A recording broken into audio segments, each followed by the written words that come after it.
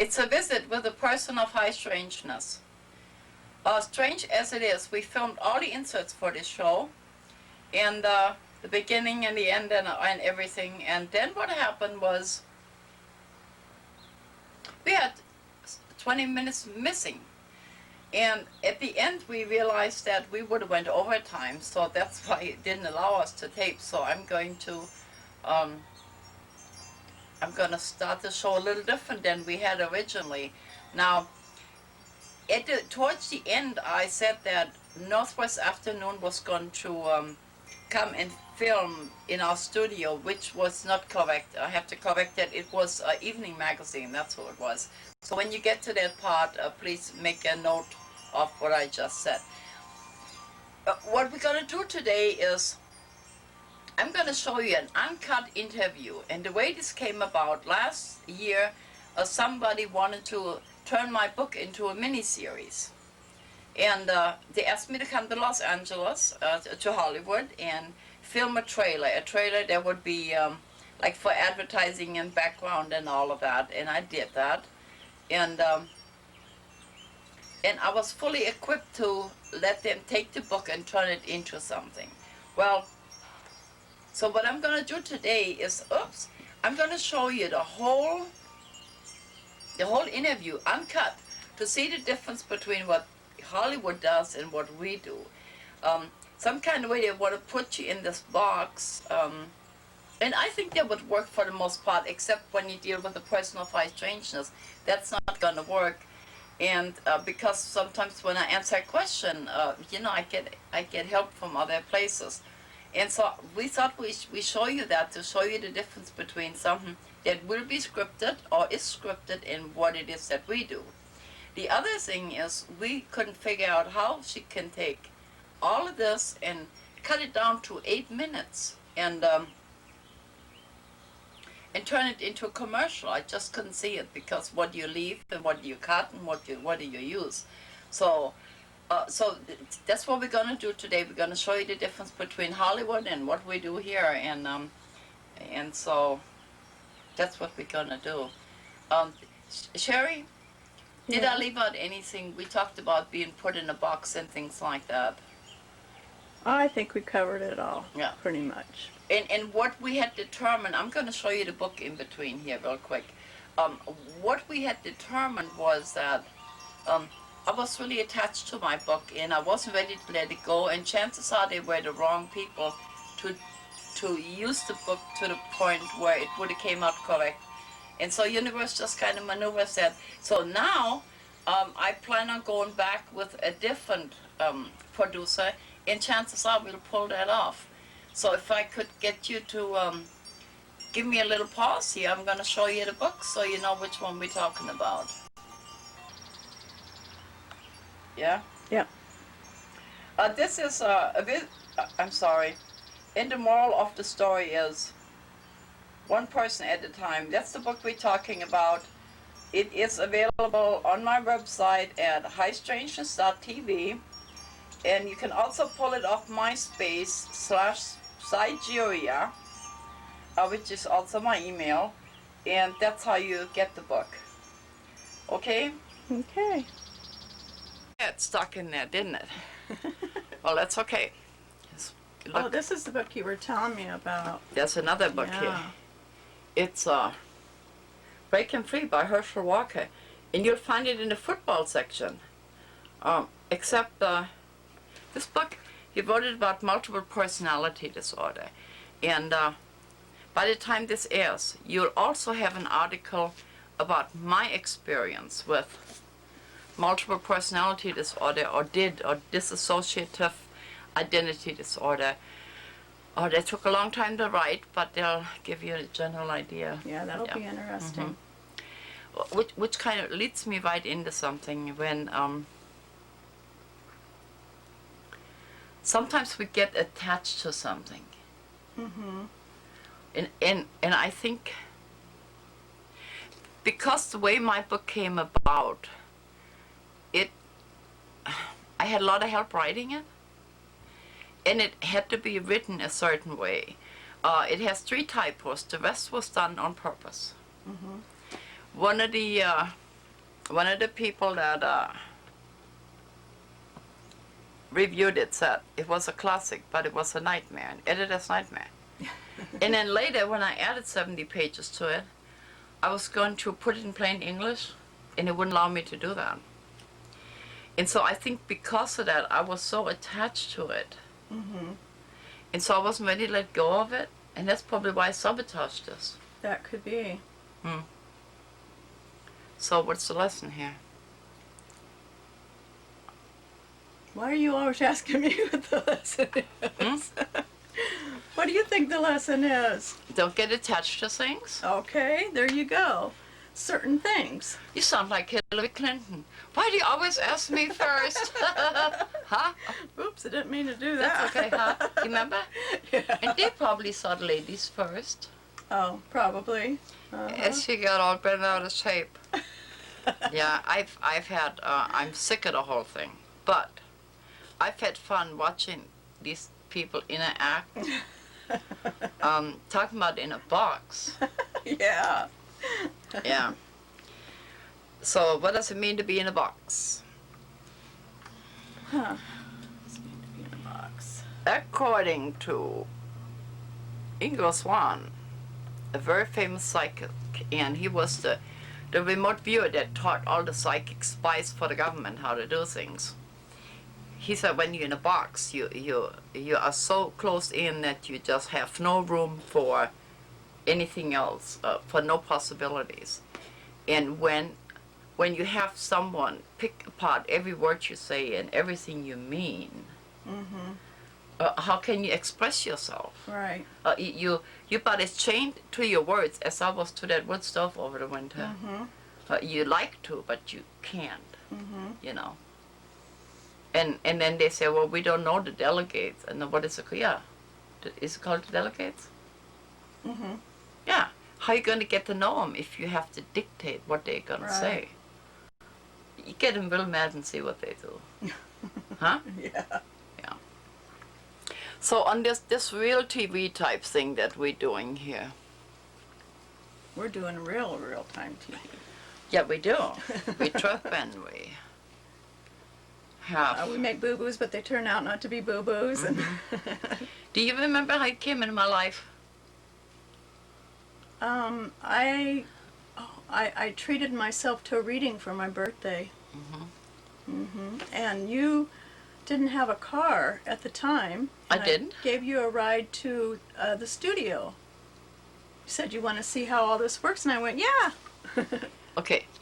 Perfect example of how different people remember different things. Oh, really? What I remember, oops, I almost fell over. What I remember is, lady calls me, you said you had seen the show from the beginning, and you now had decided to have a reading. And you came, and we talked about shows and... Right. And then I said, would you like to be part of this? Right. And you said, really? Yeah. That's what I remember. Yeah, that's right. I said I wanted to help if I could with anything, right? Yeah. But you didn't know you was going to be it, did you? Yeah. Huh? Well, you know, going with the flow. Well, Bernie's It's been gone. fun. Yeah, Bernie's gone. Yeah. Today we're taping this, our first heat wave. It's getting hot now, isn't it? It's getting really warm, yeah. But Yeah. no, I'm not going to complain about it. It's just been so cold. Yeah. And then we got the equipment on and it's not working and... let's see. I don't know if we talked about your summer last week. Anyway, I want to get back to Herschel here for a minute. Okay. I'm not a football fan, so I'd never heard of Herschel Walker. Me either. But it's an excellent book. Another excellent one, and unfortunately I don't have it, it's Dennis Kucinich's book. He had written a book before he was running for president. I saw him talk about it on The Tonight Show. So I set out to find the book and we couldn't find it because it was sitting in a warehouse. So they ordered me one, and this was in summer last year, in summer of 2007. Yeah. Well, it is now May of 2008. That book is still sitting in the warehouse. They never released it. It's Do you shameful. remember the name of it? Surviving or something like that. Anyway, I don't know. Go to his website. It's an excellent book. And there's another woman that wrote a book, The Woman That Cannot Forget. And I saw it on 2020, and it's a woman that has total recall of everything she's ever done in her life. Wow. Yeah. So if you give her a date and a time, she can pull it up and look at it, and she can tell you where she saw it, what time it came on, what date came on, what she was doing. Wow, that's amazing. Sometimes when I have to access that other place, I can kind of pull like from the back of it. I call it my third brain. I can pull it from here to here and look at it like a video and get back into that storyline at will. But this woman can't forget anything. That is really amazing. I don't know about that. I think, how can you function? You see. Yeah, it would be hard. I'm thinking brain-wise, it's totally amazing that the brain would hold everything like in the front where she could access it right now. Yeah, and they actually showed her brain. You know, her brain was somewhat different. Yeah. But here again, the woman had the wisdom. She's so unique and so different. She had the wisdom to write it down. Good, yeah. So people could learn something from it, you know. And it's just too bad that everybody wants to put us back in the box. Yeah. Yeah. Because we might have something valuable to share with you. Now, when you go to town, do people recognize you? Do they mention anything to you? Well, I just moved, so. Oh, yeah, they don't know you, yeah. Yeah. I'm incognito now. I re-aired some of the European shows, and some of the soldiers that had been, when they were young, they were in Germany and Switzerland and places, and they really liked that when we walk with the camera. So if it doesn't hold still, you know, and we take them to crevices, and it gives it that real life impression. And so we played a lot of encore presentations. Yeah. For those of you that see this the first time, we are not a reality show, but we did real TV before that. Sometimes they're ahead of their time too, and you need to replay them so that they're still, what do you call it, today? Yeah, relevant. They're still relevant today. now. Yeah. So, do you watch reality shows on TV? I don't watch much TV anymore. I'm too busy. Yeah. Well, I watch a few. In fact, I was thinking that one of the best shows on TV is Boston Legal at the time. They tackle subjects that normally we do on public access. Oh, yeah. And how they get away with some of that is just amazing. I'm waiting for somebody to say you can't do this anymore. But because we are in between with the election and everything, I think it's been good for us, the people filming and producing, because they haven't really want to mess with us right now. They're busy doing other things. That's true. And so it's a fairly good time period to work other things in. Whether before they even the series 24, they told them to tune it down. They were too real, you know. Yeah. But Boston Legal tackles, you name it. The office there is diverse. They have so many different people. They all have personal issues, and they all kind of blend together like that. Do you have a favorite show? Yeah, Lost is my favorite show. I like Lost, and it was really cool. A couple of weeks ago, it was going into a thing where the guy was going back and forth in time. Yeah, like Did what you I'm see doing that here. one? Yeah, but even I'm lost. I don't know where they're going with it. Do you? I have no idea. That's why I keep watching. I got to see how it ends up. I do not know. But then it had people that were dead were alive on the island, so I don't know what that means. It means they're somewhere else.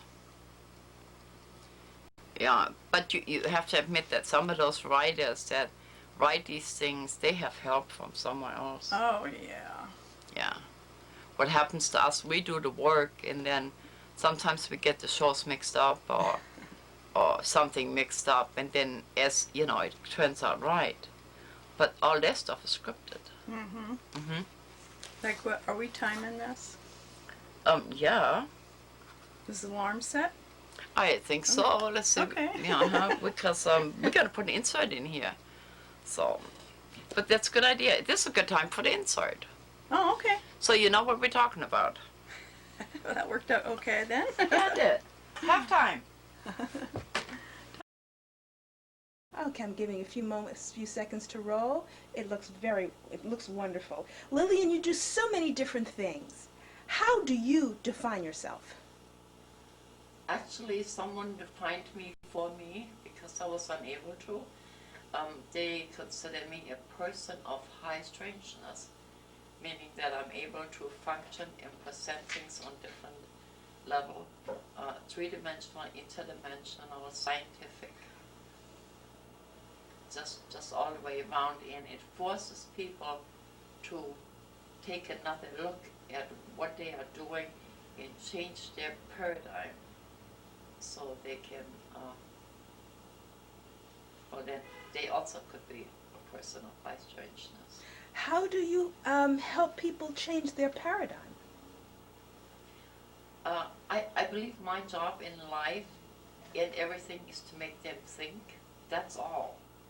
I don't attach myself to the outcome of what I do, and because it's each person finds something different in a story or a person. So therefore, whatever it is they need from that, that's fine with me. So if they're thinking about a certain thing or themselves even, I have done a good job. What motivates you to do what you do? You've written 2 books, you've got a television show, you travel the world, you meet people. What motivates you to do all the things that you do? It's Saturday. No, I'm just kidding. I feel I have a calling and I follow my inner guidance, and that has worked for me for the most part all my life. Lilian, I'm going to ask you to do that again only because I think that the airplane overhead may have made a little too much noise. Okay. So I'm just going to ask you to do that one more time, and Sakim, you must be very, very quiet. Okay, that was wonderful the way you did it. I try because I had help, so I have no clue what I said. No, but but try it because it was wonderful. Okay, I said, you have a gift. So perhaps you can tell us again, start by the statement, I have a gift, explain the gift, and how you use it.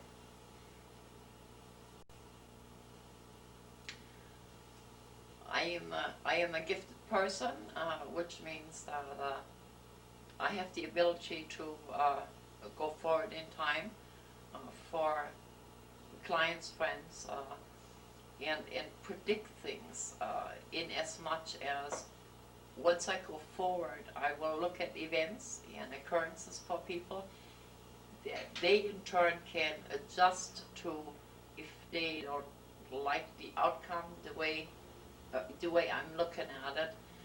It entails from a scientific angle, we can locate objects, people, missing persons. We work on murder cases, and it's really hard to explain. So. But it's a gift. Yeah, it's It's a gift. Hey, I am the in-between person. I am not a medium, but I am the in-between person with whatever is required of me. What do you hope to accomplish in your work?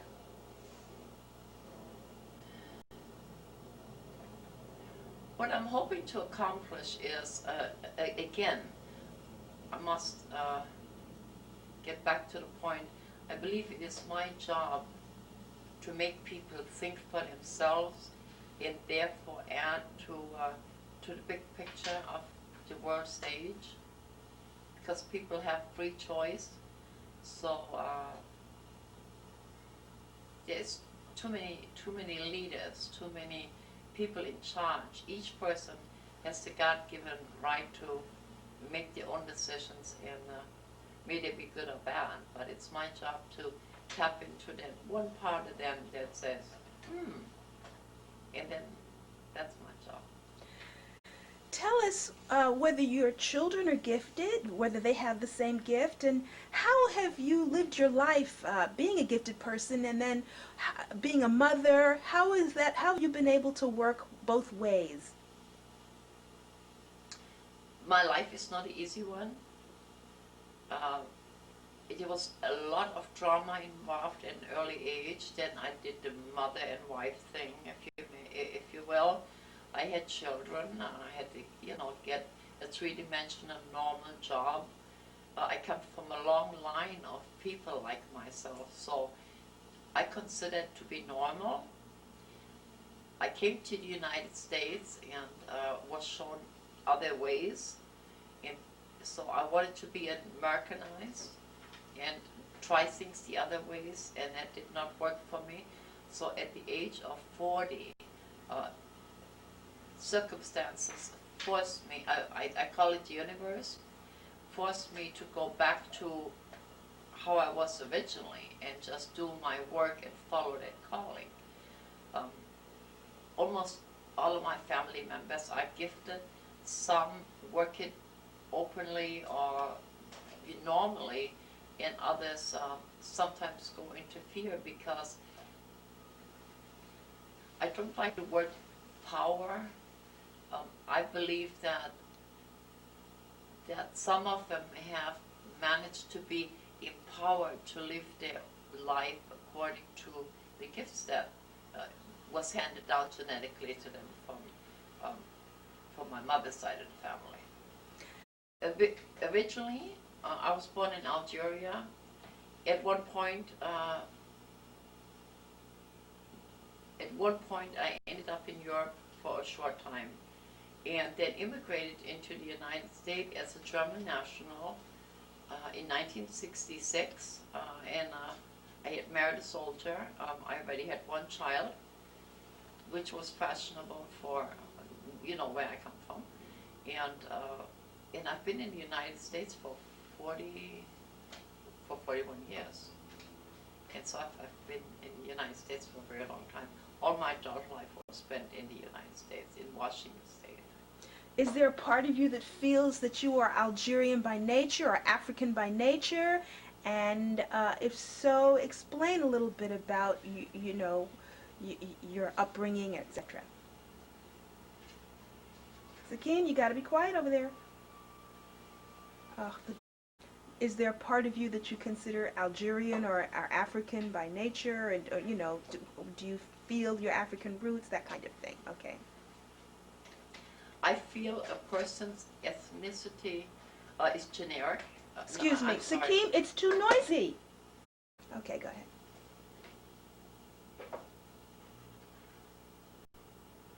I feel a person's ethnicity is genetic, and there's always a part of the cellular memory of a person that goes back to where they came from, whether it is physically, spiritually, emotional, or otherwise.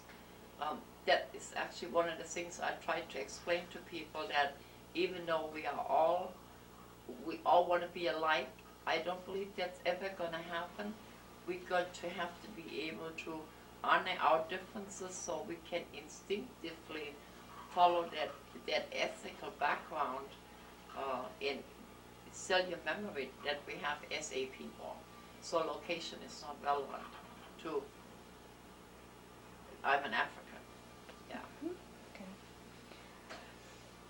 I understand that you have a fascinating home, and I didn't get a chance to see that show, How a Show is Made, where you actually show your home. So I'm hoping that I'll be able to look at that in someone else's deck. So, as if I had already seen that, and since you know what's already on that show, describe some of the artifacts in your home. Describe the inside of your home. Let's see. the home I live in at this time, oh, how would I describe it? It reflects me as a person. It has no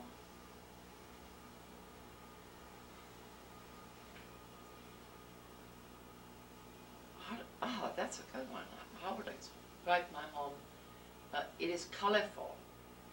It has healing colors. It has scent. I have a cat. I lost my original home in the earthquake in 2001. So between the pieces that we saved, which were some are artifacts, some are things I've acquired due to the Excuse me, stop. Don't. It is for you to describe some of the things in your house, because Tina said that there's some great things on the wall. You've got this. Just tell me what you've got in there, okay? just objects. Mhm. Okay. Things in my house. A lion spear from Africa. Paintings done by a psychic of people that I either know or that they have passed away. A lot of arts that I painted myself under the name of Kenya in the early 90s. Color. Everything has to be very colorful. I have multitudes of aliens in all shapes, forms, or fashion given to me by my viewers. Since I'm the alien lady. Greens, artificial plants. Why artificial plants as opposed to real plants? They are too hard to maintain when I'm not at home. I have some family members that have allergies, and I'm allergic to bees, so they just low maintenance, but it gives the impression that you can go, from the desert to the jungle. Very many Native American objects and things that were given to me by Navajo, Hopi, Cheyenne, Nisquallies. I wanted to lower the ceiling, so I told people I needed a net. So the Nisqually tribe went to the river, pulled out a fish net. We dried it, and so I have a fish net from the Nisqually River covering my ceiling. You have, it seems like an affinity for Native Americans. Talk about that. I believe I have an affinity with all Aboriginal type people, and like we said earlier, I think this is genetic. You kind of designate to the people whose frequency and energy you recognize as your own, and I believe some Native Americans are some of the closest I can get to my own frequency on this planet. So tell us that you have many friends who they are, Native American, etc. Start with that sentence. I have many friends, or have met many. Okay. I have my friends are multicultural. I spend time on the Navajo reservation each year. I've been to the Hopi. Some people I work with are Australians. I have some Caucasian friends. A lot of Eastern Europeans, like Polish. And here again, it is because the frequency matches. In my early days in the United States, I considered myself Afro-American. Actually, legally, I was an other. And so, but then as the legal definition of the people changed, so did who I was with or what we did, so which enhances what I do, because I like to bring a race relation type thing to the table, and there's very few cultures that I'm unable to tap into for the viewers so they can get just a glimpse of what we are dealing with. You've written 2 books about your life, which is fascinating. I haven't been able to finish both of them, Yeah. but I want you to select just a couple of incidences that have happened in your life that might give us an example of the extraordinariness of your life, or maybe a paranormal experience that you've had. Tell us about 2 examples. Excuse me, what do you want? An envelope. I'm not doing the envelope now. I can't find the envelope now. So finish doing what you're What's doing. in there? No. So as I said, Lilian, you've had an extraordinary life. You've led an extraordinary life. And maybe you can start off by saying something. I've led a very unusual or extraordinary life, and then give us an example of a couple of things that have happened as a result in your life.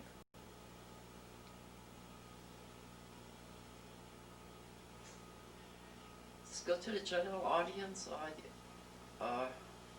because most of my extraordinary things are paranormal origin. Is that what you want? Well, you can.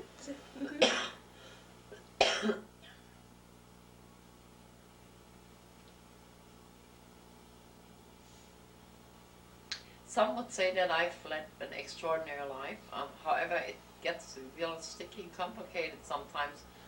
For instance, at one point I was traveling and I was out of gas and out of money. So I said, my little prayer, whatever you like to call it. And here was the service station. And I filled up my tank and I bought a carton of cigarettes, and on my merry way I went. On the way back, I remember at the station I was unable to find it. Well, it wasn't there. About 6 years later, I drove the same, I'm sorry, I need to go back a little bit. I was the holder of a Conoco gas credit card. On the way back, I called Conoco. I said, would you please give me the address of your station on this corner? And they said, there is no station. I did not get a bill for the gasoline and the cigarettes. However, about 6 years later, a friend of mine, we drove the same stretch. We got lost. We looked up, and here was a grand opening of a Conoco station. So we went there and we talked to the people, and it turned out that the Conoco had just opened there 6 years later. So some kind of way I get transported in different time frames. So I actually bought gas and cigarettes 6 years in advance. I haven't gotten a bill, but that's okay. So I would say that's extraordinary. That's fascinating. That's fascinating. Do things like that happen to you all the time? All the time. So say that. Things like that. All the time. No. Things like that happen all the time. And so that's what I mean sometimes.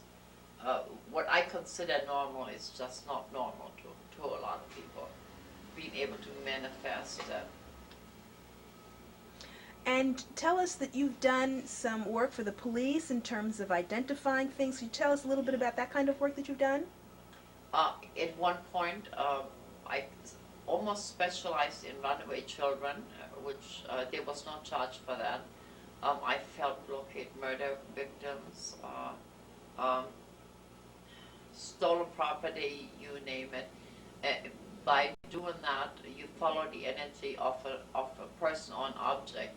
And people like myself, we can make a large difference in the world. And slowly we are being accepted. But the government themselves, they used to be more viewing program for many, many years. So a lot of this type of intuitive psychic work has been in place for a very, very long time. It just hasn't trickled down to the average citizen yet. I think that's it. Yeah. I think we've covered everything. Some general things that I can put in, and of course I would have some. Do you want to give one more example of a paranormal experience that you had? That's extraordinary. I know. Yeah, that's why I was asking. Oh God, it's like, let's see.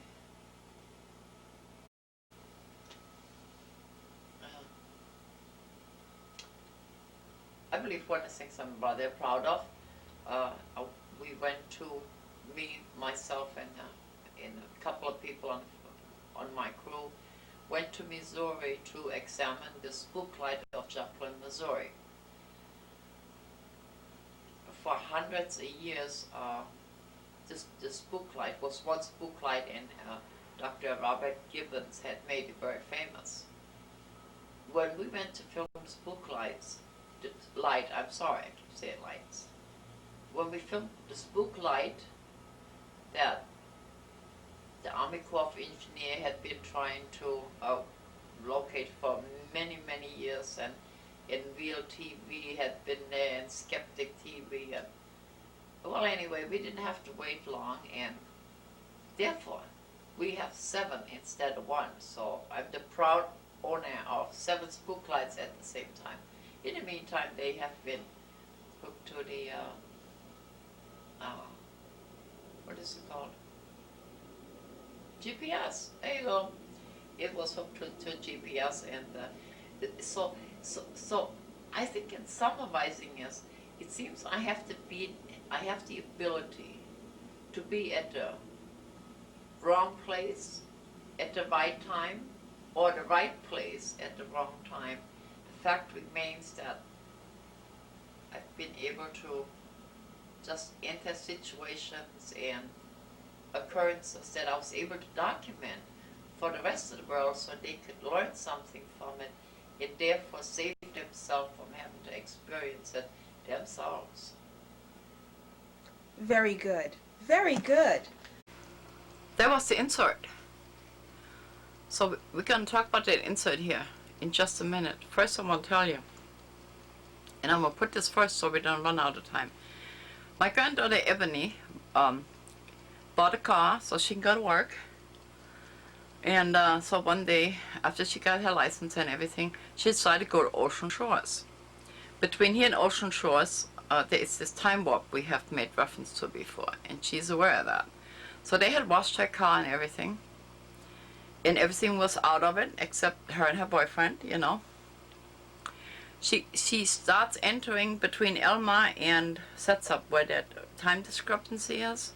She started to drive through it, and she hears a bang. I mean, like a big bang. And when she looks, this is what was this. It fell. It fell out of the sky. Well, no, some kind of way it was in her car. It just. Oh. It's like it fell out of the sky, except she didn't see it come to the roof, but there it was, laying on the passenger. Wow. You know. So her and her boyfriend kind of went back and forth on how it got there, and of course, we didn't care. So she was really excited. And she brought me that. She said, "Here, Ome, your tide is going to change. It's an enormous penny. I mean, this thing's big, you know." Mm-hmm. And so that was her paranormal experience going to the ocean. She was so excited. That's awesome. It was really, really kind of cool, you know. Let's see if we can find you. Oh, here you are. Mm-hmm. I want some money to drop through the roof of my car. Yeah. Isn't that something? I could use an extra penny. So let's talk about that footage. So. Wow. The insert we just saw here. Mm-hmm. What would you have done different? Well, I would have let you just go on. She kept asking, telling you what to say. Mm-hmm. And I know you because you're my friend. She doesn't, but I know that things with you, they just flow. Mm-hmm. Can't go, you know, do this and do that, because you definitely don't run in a linear motion. But here's the $1 million question. How could she cut this and fit it into the 8-minute demo? I don't think she could. I don't think she could. I mean, so how do you make a decision? What do you, what do? I got the editing for a friend, and well, actually, I thought I was just going to show him where the buttons are, but it didn't work out like that. And so of course he said it's just 4 minutes, so I'm thinking, oh, that's easy, right? But what he had done is, it was one sentence. Scene 1, take 1. Scene 1, 9, 10, 11. So I didn't tell him that, but I thought, well, we're not doing it like this. So I closed my eyes and Said, universe, give me a number, and it said 9. So I went from each scene to a number 9. Take 9, and that's what I put together. Huh? Good. So I can see why their budget has to be so big. Uh-huh. Let's see. Let's go through our budget. What do we have? A penny. A penny. That's about our budget. A penny. We no longer need. Yeah, I still need tapes. VHS tapes. I can't reuse old ones, so if you want to bring your old ones and say, here they are, let me help you with this, that's not working for me, I need new ones. We have no sponsors. Oh, No. that's not true. I have picked up a sponsor from Australia, because us Americans are broke. Oh, good. Her name is Fifi Bloom. She's a clothing designer. And she makes beautiful dresses and wedding dresses, and so we're negotiating how we want to do this. But so I maybe I have one. Bill Desolity, my brother, is no longer. He went to Arkansas. That's right. He's gone. Good guys, everybody's gone. So I still need VHS tapes. We need mini DVs, lots of them. We need DVDs. R minus, we need that. We need a repair person to fix my Yes. The my mixer. AV mixer. That's what I need. You'd be happy to hear I have. Let's see. I'm here. I'm in the studio here. Let me turn this for you. Let me show you this. I don't know. I'm hoping we'll get you to that. You see all that stuff over here? Let me see here. That would be the computer. Let's see if I can find it for you here. I think there it is. That's 1, 2, 3, 4. I have burned up 4 DVD recorders Wow. because my equipment runs 24 hours a day. I no longer send DVDs as freely as I did. Can't afford it. That's not the reason. The way it, well, no, that's really not the reason. What happens is, I used to, for those of you that can't watch the show, I used to make copies, and I get them to you like right now. And then somebody would bring me $20 or $30. That in turn I used for postage, you know, for the next person and Right. so on. Well, it came to the point when something was mentioned, they said, oh, I wish I had that, I wish I had that. And I mistook this for you wanting it. And then I take 10, 15 hours and make copies. And then I mail them. I didn't get anything in return, you know, and which was okay. But then 2 months later, I said, oh, by the way, did you watch the show I sent you? No. Oh. And so I decided that I'm not doing this anymore unless it's something you really, really want to see, because it tears up, I mean, it's hard on my equipment, it's hard on my budget that I don't have. So if you ask me for something, please, ask me for something that you will use and not just for the sake of having it. I can no longer afford to do that. Now, if somebody out there wants to throw a big penny at me, I can get back to that, but at the moment I can't do that, you know? Yeah. And so, So we're still on a budget. no, we still have no budget. Well, that's the budget. No budget. Yeah, so. Zero funds. Yeah. But, so we're doing pretty good on zero funds. huh? We are doing good. I remember one time, it was Northwest Afternoon. They had heard that in the studio we could produce 2 one-hour shows in 4 hours, and they said they couldn't do it. So they called, and they wanted to come and wanted to film that. And that's the day of 9/11, and they couldn't get there, Oh, yeah, wow. because we wanted to bet that. They didn't think we could do it. Oh, we could do that. And they never got back to it. So today we're doing 2 shows, and so far, We're doing it the hard way too. doing the hard way.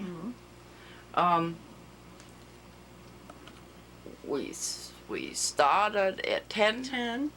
It's now almost 5, and we have 2 more hours to go because we have to watch this. But I want to show you something here. maybe some of you have never seen a map of old Africa. I'm going to show it to you.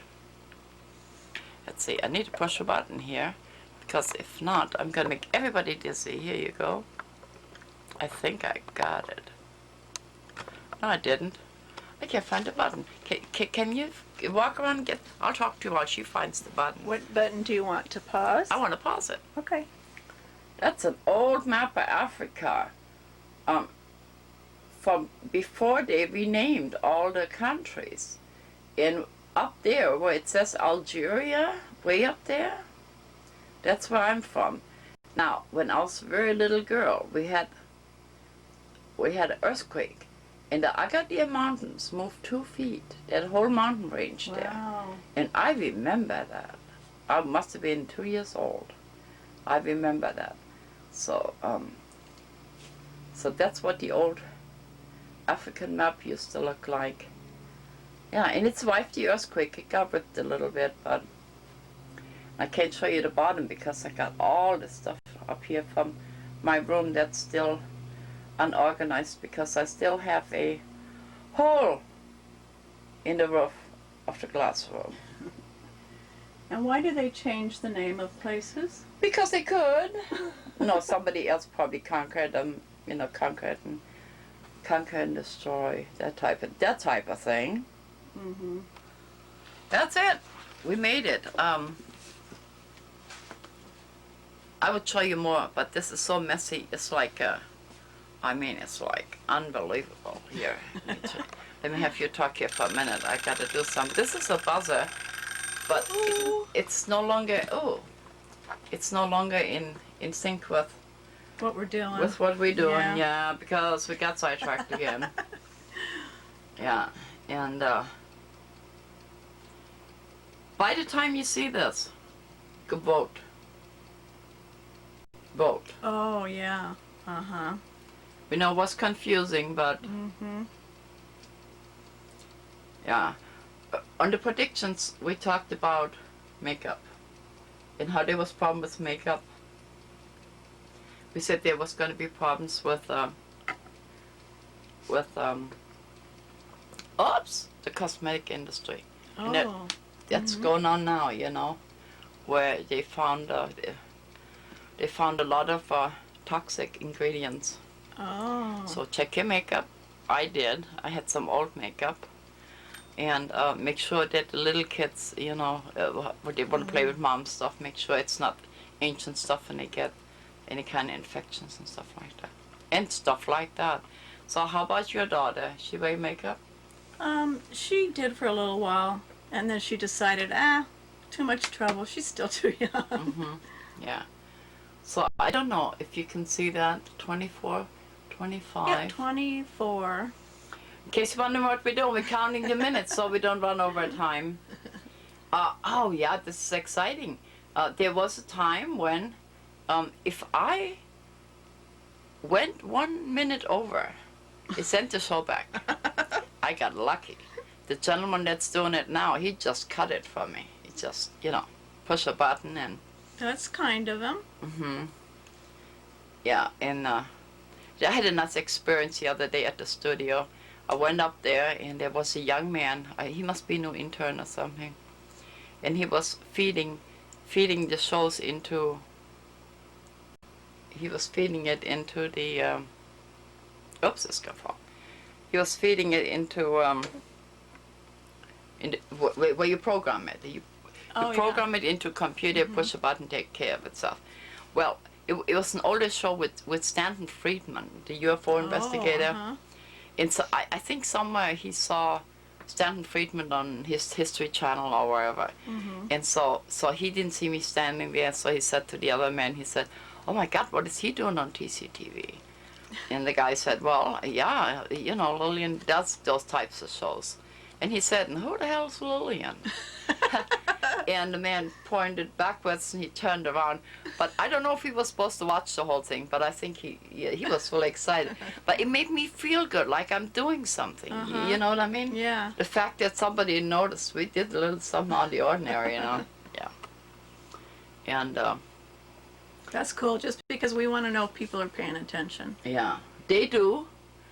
People, when the show isn't on, they call. If they have a question, they call, so I know they're still watching. Good. So, this is a democracy. So how are we voting? Should we do it the movie maker's way or our own? Our own. Yeah, that's what I say too. Yeah. Yeah. Now I'm going to tell you goodbye, I think. It's not quite the end of the show, but my friend's Society's Child play in the area, and I'm going to give you a little their music. It's a few years old, but it's timeless. And so I'm going to cheer you up with some of Society's Child. And I'm going to tell Sherry thank you. And thank you for coming. And we'll see you next week with some other something. Okay. Okay, thank you. Bye-bye. Yeah, bye.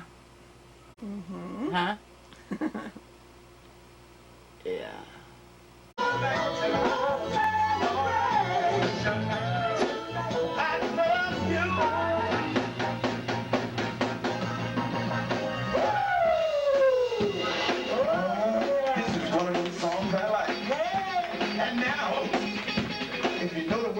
Song, please sing along because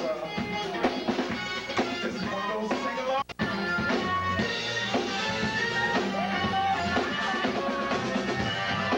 What I want you to do right now is just sit back and relax.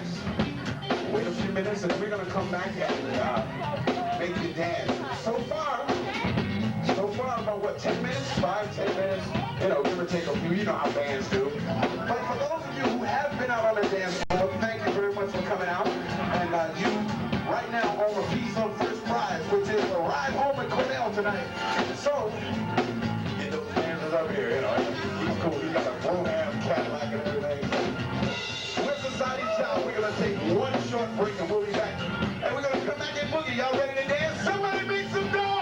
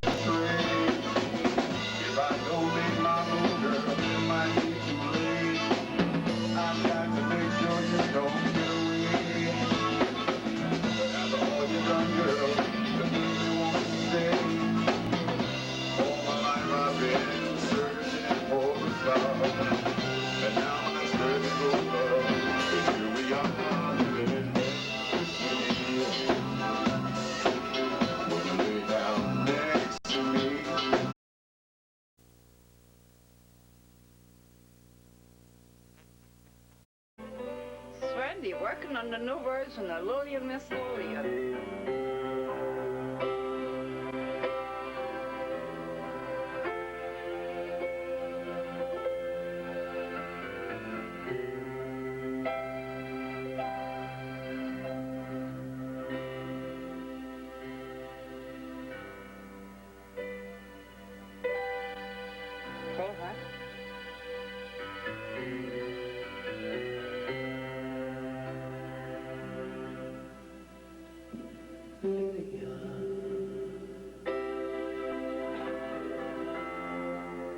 Miss Lilian,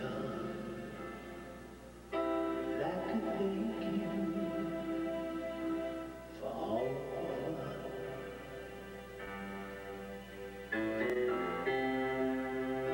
took us there, and you took us there. It is just because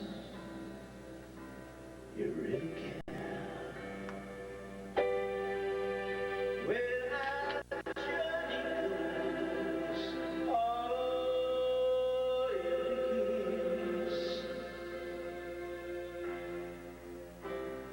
It's part of why I planted still. And if we do our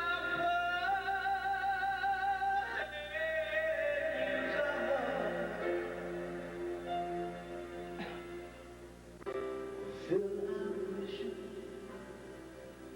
we've had from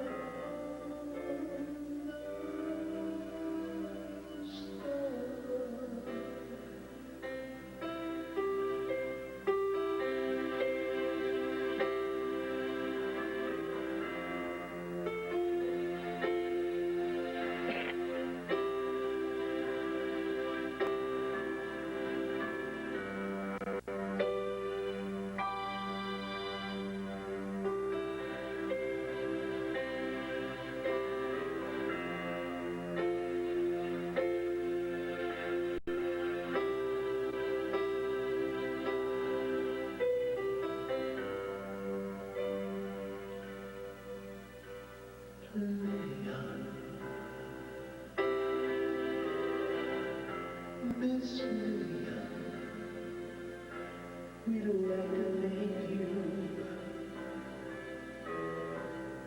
for all the fun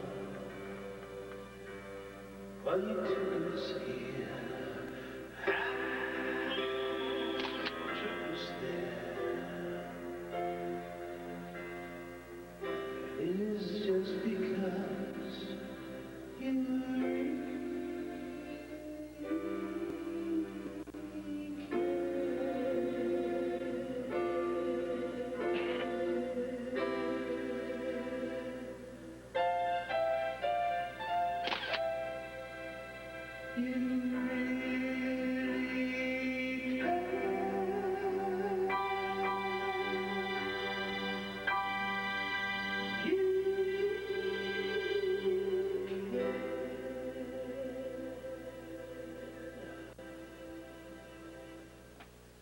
Thank you.